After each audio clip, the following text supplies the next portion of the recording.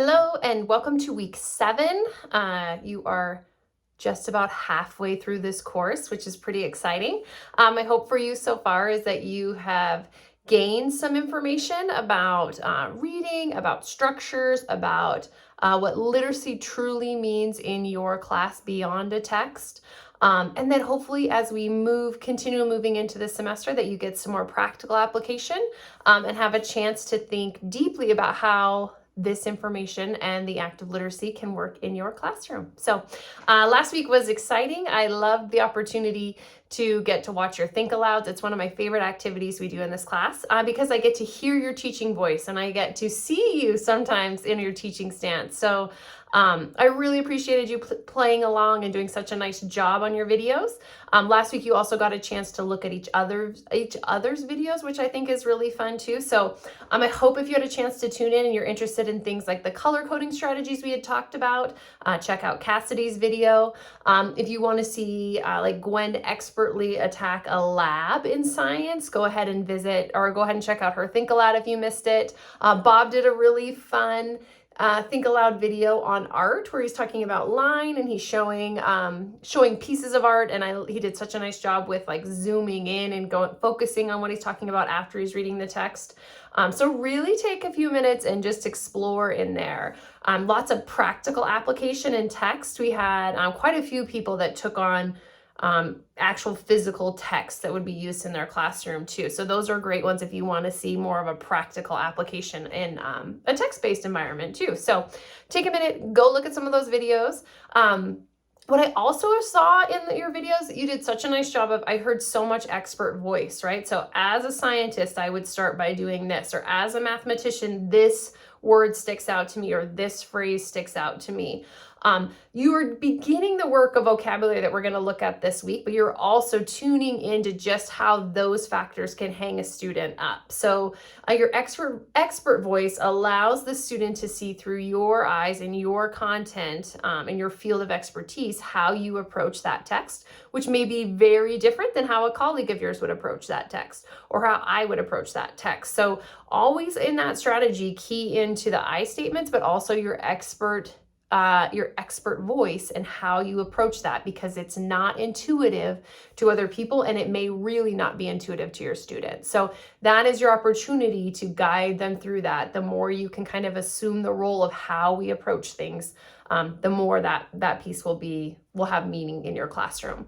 It is a strategy I really hope you use in your classroom. One thing I would like you to humor me by doing right now is to stop and think for a minute. And we always say, okay, as an instructional coach, if I was working with you in your classroom and you did those videos for me, I would first say to you, on a scale of 1 to 10, how do you think your Think Aloud went today?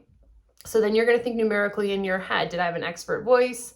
Did I use I statements? Did I chunk a small enough piece that students could follow? Okay, so you score yourself, and then I would say, okay, what would you need to do to move closer to a 10 next time? So maybe you're moving 1 increment closer, or maybe you're moving 2. What would that look like? So maybe that is more, I have to assume more of an expert voice, or maybe I need a more approachable text, or maybe I didn't use I statements. I just kind of talked through it in the messy middle of why that text is difficult and how I made it accessible to students wasn't clear. That could be a big move forward. Okay. And then what supports or steps do you need to do to make that process happen? So I would encourage you, anytime you do activities or anytime you're teaching as a teacher, when you can stop and reflect on a scale of 1 to 10, how close to being an ideal lesson was that, right? Maybe it's a 6, maybe it's a 7, maybe it's a 2, right? Where were you at on there? What can I do to move closer? What are the expert things? What are those moves, those incremental success criteria, if you will, steps that can move me closer to that? And then what do I need to do to make that happen? The more you get in the practice of reflecting on your own work, the better you will do as a teacher. And that's why things like this, that was called micro teaching, right? When we were watching a small video of you, have such a high effect size in classrooms, is because they work. So reflect, watch if you can, that's super cool. If not, just reflect in your head and then think about, what do I do? What's my 1 degree change to move further? I also heard, connected to the work that we did in your videos, I heard from many of you that you started with a clear purpose, which was awesome and not an essential part of the video, but I think it is an essential part of teaching. So anytime you can start with a clear learning objective or a learning intention for your students. Today we're learning, I heard today we're going to learn about I was trying to think of which one, Lana's Martin Luther King piece. Like today we're going to learn about this in order to break down a complex text because we are going to do X with it. So we're setting the intention for it. We're setting the why we're doing it, right? And then we're stepping them into the actual activity. So think through those pieces. Why are we learning it? Or excuse me, what are we learning? Not our activity, but the actual learning that we're getting to, why we're learning it, a clear purpose for that activity, and then what little steps can we do? What success criteria can we do to know that we've gotten there? So really good job on those, super fun, and I appreciate that you all played along. Week 7, we're gonna talk about vocabulary. The bones of this were very much in so many of your videos. So many of you honed in on highlighting vocabulary and annotating on it, or identifying for students vocabulary words that were hung up. When we're looking at vocabulary, we're often looking at what we call Tier 2 vocabulary, academic vocabulary. And what you'll see in the work of this week are a couple articles, and then also a bunch of strategies, from teaching videos to quick strategies to interactive strategies that you can use in your classroom.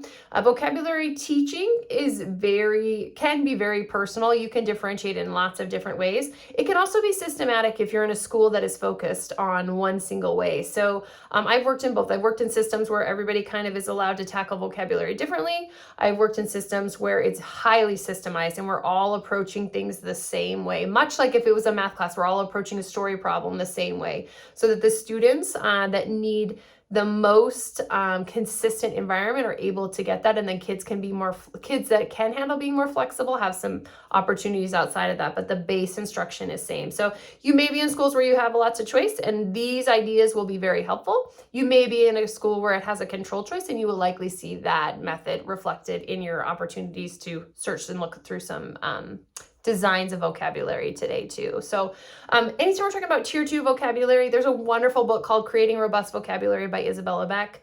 It's one of my very favorite ways to introduce vocabulary to people that may want to learn more. It's a wonderful self-guided with like little quizzes in it. I just love it. I teach it as a class often, and it really connects with educators, and I feel like they leave with a lot of skills. But the simple way is Tier 1 vocabulary are words that we're going to pick up in everyday language. We say them more than we read them, right? It's talking, it's conversation. It's why students who come to us with different language backgrounds can pick up Tier 1 language pretty quickly.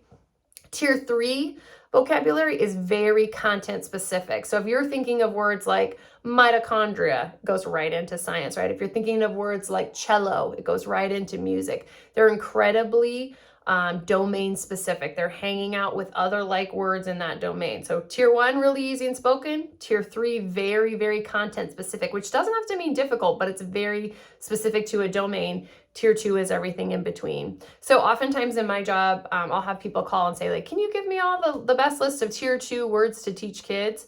And it can be really difficult, right? If it was that, because words really can have a lot of nuance to them. And depending on the text they're in, they're more applicable or not. So we always start with the text or the piece of literature that you have, and then pull the words from there. So what are the confusing kind of Tier 1, not domain specific and not always accessible in our language? We read them in Tier 2, we read them more than we say them.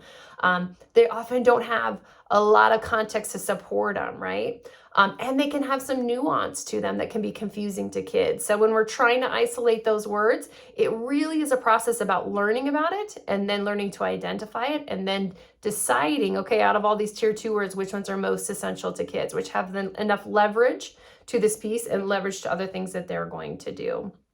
And then we can play with some meaning around it, true or false, or giving them a little bit of different context to play with to see if they can still tease out kind of the nuance of what those words mean. So many of you are already on great steps with vocabulary. I'm excited to see what you do this week. This week, again, is just some quick reads, some short readings, and your vocabulary work. So you're going to have a chance to make another literacy file on vocabulary.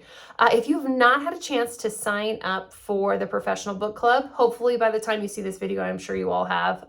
We have just a few people still waiting to sign up. But once you do that, I'll go ahead and put you in groups, and then we'll announce them quickly so that you can get your books purchased and you can see kind of the expectations around that activity. So halfway there. I hope you're able to take care of yourselves. I hope you're able to manage the work. I know it gets to be kind of the busy part of life and the busy part of the semester. So reach out, as always, if I can help in any way. Thanks so much.